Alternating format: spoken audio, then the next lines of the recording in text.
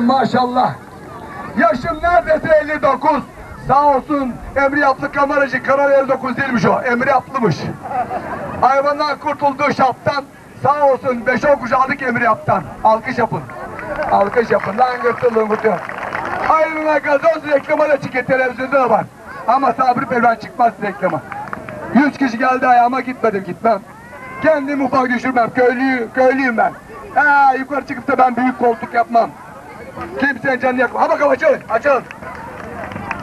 Arkadaşlar, Ağustos ayında ekilen darıdan, oğul vermeyen arıdan, ama kocasından sonra kalkan karıdan vallahi hayır olmaz.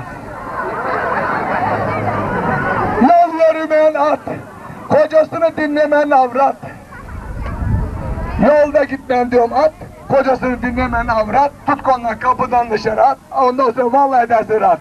Alkış yapın.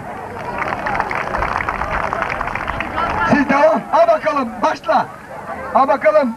Hasan Pehlivan şaşırmayasın yolu. Hadi bakalım aslan kardeşim. Korkma. Korkma. Çekilme. Hiç çekilme. Korktuğun daha çekilirsin. Aşağı daha parça. Hadi bakayım. Yaşa. Pehlivan çocuğu gördün mü? Vallahi yetişseymiş götürecekti onu. Hadi bakalım. Hadi gitti. Helal be. Helal Hasan Pehlivan. Vallahi helal. Ulan şu Emri Yap'ın namını yürüteceğim ben. Vallahi billah. Baban dünyaya duyurdu ama ufak herif. Hadi! Dur ağzına tuttu olmadı. Ağzına tutma akıl adam çocuğusun belli oldu. Çok uyanık bu. Bu yaş yere yatmaz. Ama bereket ver. Bir daha yeniden ağzına tuttu gördüm ben. Tutma ağzından. Ne olur? Ceyran kesilir yavrum fişek diye. Ağzından tuttun ceyran kesildi. Hadi. Bakın bir daha. Kolla kendini karışır. Hay yavrucuğum bakalım. Sakın yak. Alçak git. Şuraya alçak git be ya. Hasan Pehlivan bunu güzel yetişti bu. Biraz o. Yaşlı o biraz o. Ha bakayım şuraya. Önüne çavur. Hadi. Gaz. Hadi. Yaşa olan yeri olsun be. Helal olsun be. Şuraya çavur. Helal be. Ha bakayım be Hasan Pehlivan be. Hasan Pehlivan. Aslanım Hasan Pehlivan. Ne oldu? Biraz beri ortaya çıksın. Yoruldular mı?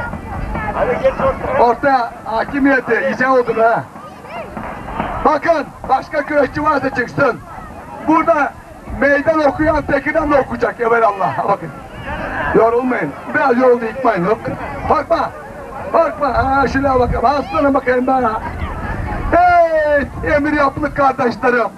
Duman tütmeyen bacadan. Sesi çıkmayan hocadan. Sahte acıdan. Ama yengesi durdurıp kocadan dair olmaz. Alkış yapın. Şenlik. Gaz ver. Hadi. Gaz ver. Tamam. Gaz ver. Kaldır. Hadi. Bravo. Kaldır. Tamam.